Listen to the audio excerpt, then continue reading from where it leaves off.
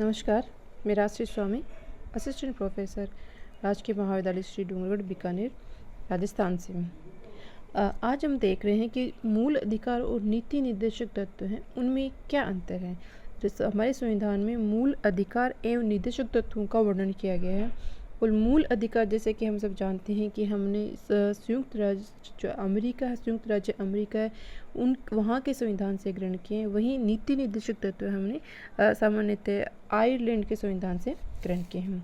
तो आज हम देखते हैं कि इन दोनों में, चूँकि इन दोनों का वर्णन हमारे संविधान में किया गया है, लेकिन मूल अधिकार और निर्देशक तत्व में अंतर क्या है। जैसा कि हम जानते हैं कि जो मूल अधिकार है वो एक तरीके से नकारात्मक है, और क्योंकि ये राज्य को कुछ मसलों पर कार्य करने के लिए प्रतिबंधित करते हैं। मूल अधिकार ये कहते हैं कि राज्य को किन कार्यों में हस्तक्षेप नहीं करना चाहिए और नागरिकों को कार्य करने के लिए स्वतंत्रता दे देनी चाहिए। तो एक तरीके से मूल अधिकार जो नकारात्मकता का प्रतीक है, वहीं जो नीति निर्देशक तत्व है वो सकारात्मक है। वो राज्य को कहते हैं कि उन्हें क्या काम करने हैं और किन मसलों पर उनको करने की आवश्यकता है। तो ये मूल अधिकार और निर्देशक तत्व में नकारात्मकता और सकारात्मकता का जो अंतर है वो सबसे पहले दिखाई देता है। दूसरा है कि जो मूल अधिकार है वो न्यायोचित होते हैं, यानी कि यदि उनका उल्लंघन किया जाता है मूल अधिकारों का, तो उनके खिलाफ न्यायालय में अपील की जा सकती है। नागरिक की अपील कर सकते हैं अधिकारों के उल्लंघन होने पर। जबकि निर्देशक तत्व है वो गैर न्यायोचित होते हैं, उन्हें कानून के रूप से संरक्षण प्राप्त नहीं होता है, कानूनी रूप से न्यायालय द्वारा लागू नहीं कराए जा सकते। ये राज्य के, एक कल्याणकारी राज्य की इच्छा पर निर्भर करता है कि वो किस तरह से निर्देशक तत्वों को लागू करता है। तीसरा अंतर है कि इनका उद्देश्य, जो मूल अधिकार है उनका उद्देश्य देश में लोकतांत्रिक राजनीतिक व्यवस्था स्थापित करना है। कौन सी व्यवस्था? राजनीतिक व्यवस्था। वहीं जो निर्देशक तत्व है वो सामाजिक एवं आर्थिक लोकतंत्र की बात करते हैं। तो मूल जो अधिकार है वो राजनीतिक लोकतंत्र की बात करते हैं, जबकि निर्देशक तत्व हैं वो सामाजिक और आर्थिक लोकतंत्र की स्थापना की बात करते हैं।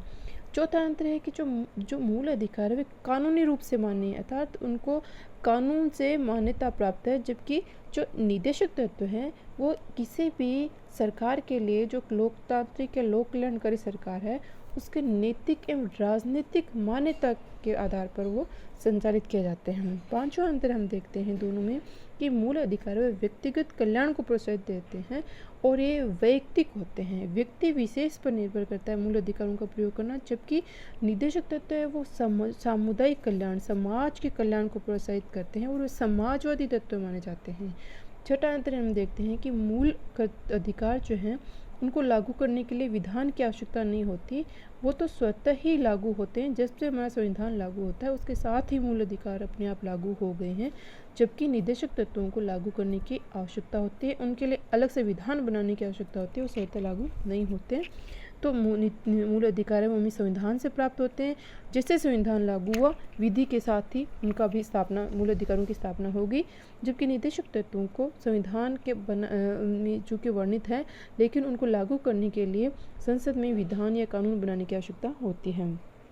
सातवां अंतर हम इनमें देखते हैं कि जो न्यायालय वो इस बात के लिए बाध्य है कि किसी भी मूल अधिकार की हनन की विधि को गैर संवैधानिक अवैधिक घोषित कर सकता है। तो मूल अधिकार जो है कि हनन करने का जो तरीका है उसको गैर संवैधानिक या अवैध घोषित करने का अधिकार न्यायालय के पास है। जबकि निर्देशक तत्वों का उल्लंघन करने वाले किसी भी विधि को न्यायालय असंवैधानिक और अवैध घोषित नहीं कर सकता। यद्यपि हम देखते हैं कि जो निर्देशक तत्वों को लागू करने के लिए जो विधि अपनाई जाती है, उस विधि को वैधता को इस आधार पर सही ठहराया जा सकता है कि उन्हें निर्देशक तत्वों को प्रभावित करने के लिए लागू किया गया था। तो हम देखते हैं कि मूल अधिकार और निर्देशक तत्व हैं, हालांकि वो एक दूसरे के विरोधी नहीं है, वो एक दूसरे के पूरक हैं, एक दूसरे से कहीं न कहीं से जुड़े हुए हैं। तो मूल अधिकार और निर्देशक तत्व है दोनों ही लोकतंत्र, भारतीय लोकतंत्र के सामाजिक, आर्थिक और राजनीतिक लोकतंत्र की स्थापना करने के लिए एक आधारशिला प्रदान करते हैं। और इसी आधारशिला के आधार पर हमारा जो देश है वो संचालित होता है और हमारे देश में लोकतांत्रिक व्यवस्था की स्थापना होती है। धन्यवाद।